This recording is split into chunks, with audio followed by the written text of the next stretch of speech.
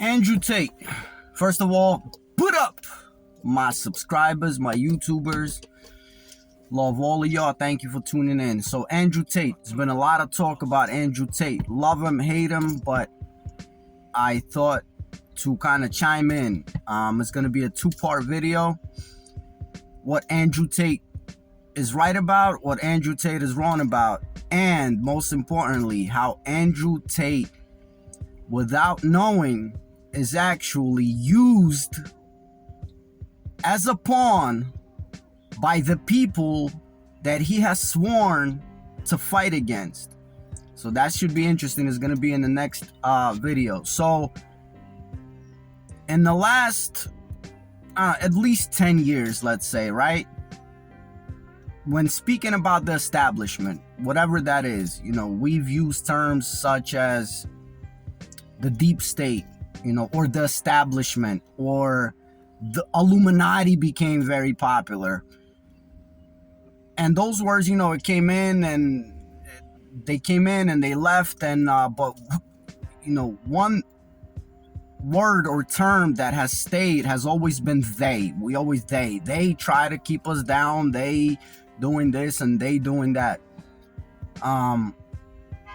Why do I feel like I'm qualified to speak on these things? So people such as Andrew Tate, you can obviously see the guy is going through his journey.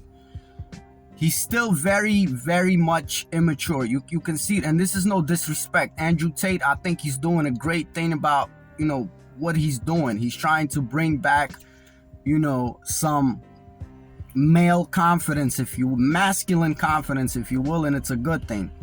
But he's just starting to go through the, I guess, wisdom state of his life, right? Like he's just initially hitting the, what we call enlightenment.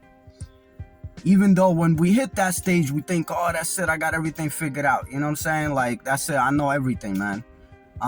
But again, why do I feel like I'm qualified? I don't want to get egotistical, but the reason is that ever since I was a little kid, I have known about the they, the them on the deeper level, and what I'm trying to say is my adult brain developed already with the idea and the knowledge about the they, the them, the establishment, the deep state.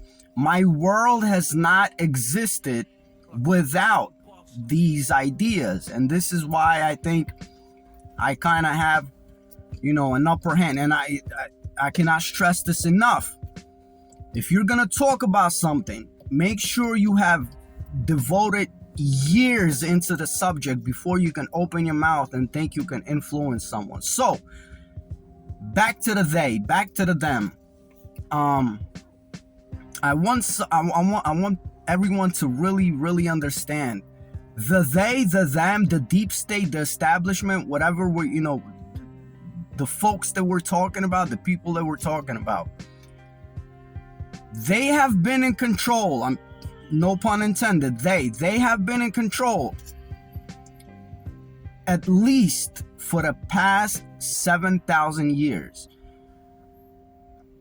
I really want you to understand that these dynasties have completely reconstructed the way the world is built, the way you perceive the world. Science reconstructed. Scrap what you think you know. Astrology, biology, history, and most importantly, religion. There's a reason why the most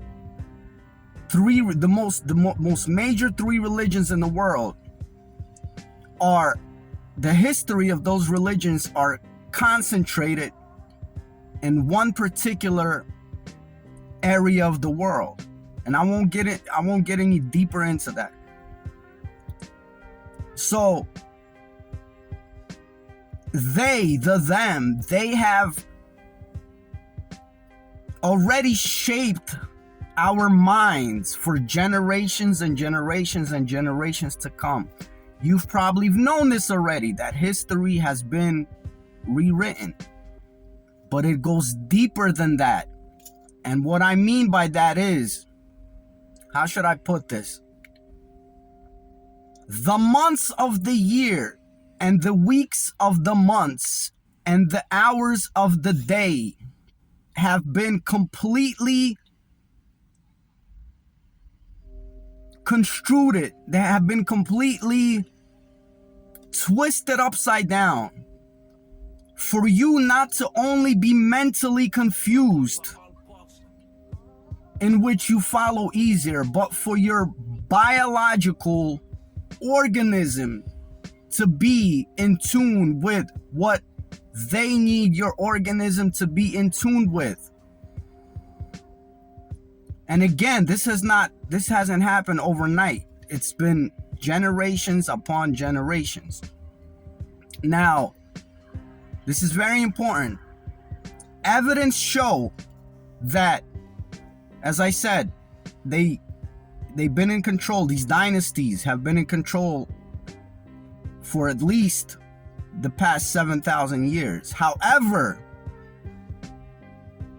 culture has existed long before this 7,000 years of civilization.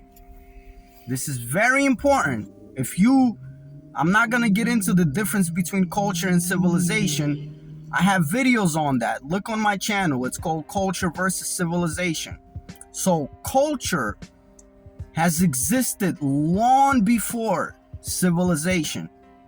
These 7,000 years of civilization, these 7,000 years of the mind control, what Andrew Tate calls the Matrix. Very important, the hierarchy of the establishment, goes from gods, and yes, I said gods, all the way down to presidents. But the levels of presidents is such a low level that they themselves don't know what they are upon of, if that makes any sense. The presidents have no idea what their objective is. That's how high the ladder of hierarchy goes. And again, it goes all the way. I'm not going to break down the levels. So everything you know about the world is false. 99.99999% is false. But this video is called what Andrew Tate was right about. Andrew Tate, in an interview with Valuetainment, said that the them don't care about money. And this is obvious. This is very, very obvious. Andy Schultz said they care about money. They don't care about money. What it was initially is resources, because who controls the resources controls the population. They have controlled the resources for a very long time, where the population became the part of the resources that they control. These countries that we think that are going to war, it's the same they going to war. So now a question, why are they doing this? Is war for the sake of war? It looks like it. Population cuts. Testing out new cool toys. It's very sad, but very true. They control the resources.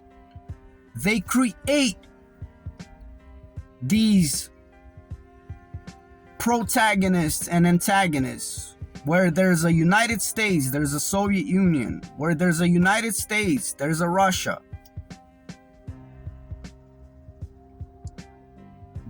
Where there's capitalism, there's socialism. Where there's communism, there's democracy. They create these two polar sides. And I would love for the idea that Vladimir Putin is fighting for the greater cause. I would love for that idea to be true. Even though a part of me believes something is going on in that part of the world. Maybe someone actually decided to take a stand. But what I know so far is that this is all just another game. That this war in Ukraine, where I am from, is just for the sake of war and population cuts. Think about World War II, over 1 billion people. I'm just talking about from the fighting and stuff. I'm not even, it's billions upon billions of people that were eventually affected by this. So that's what Andrew Tate was right about. They don't care about money. Now, I want to stress this once again, what I said before, because I want you to understand this. These people, or these non-humans, I call them, because they cannot have a conscience. They cannot be human. They cannot be God's creatures. They are in control because we surrendered the control. We gave them that control. Hence why I go back to the point I made before. Culture existed for thousands upon thousands of years before civilization came into being.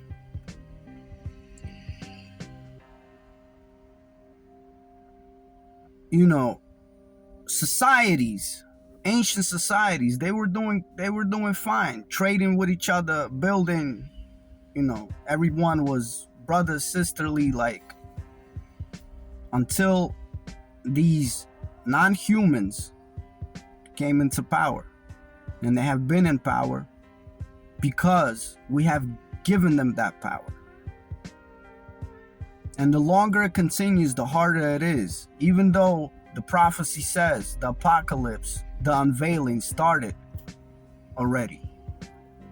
And it will take another 50 years for the whole process to happen. I don't want to get too metaphysical on you. But the point was why Andrew Tate was right. The them, they don't care about money, man. Really sad.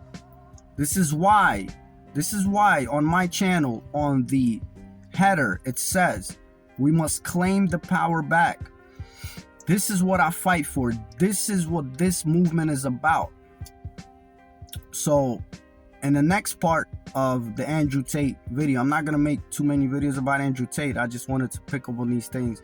In the next video, it will be how Andrew Tate is wrong and how Andrew Tate is actually a pawn used in the matrix that he thinks he's fighting against. Huge shout out to Romania the poet, greatest poet of all time, Jim Dillinger, everyone that leaves a comment. I'm going to make a video shouting out everybody that leaves a comment, man. Any discussion that you start, as long as it's with, as long as it's respectful and you actually, you want to actually talk about something and discuss something, welcome, man. Thank you for being part of the movement, for real. It's only up from here. All right, Nazarene, Prove to Me That You're Alive. This was Food for Thought segment of Prove to Me That You're Alive. Let me know what you think. As always, uno.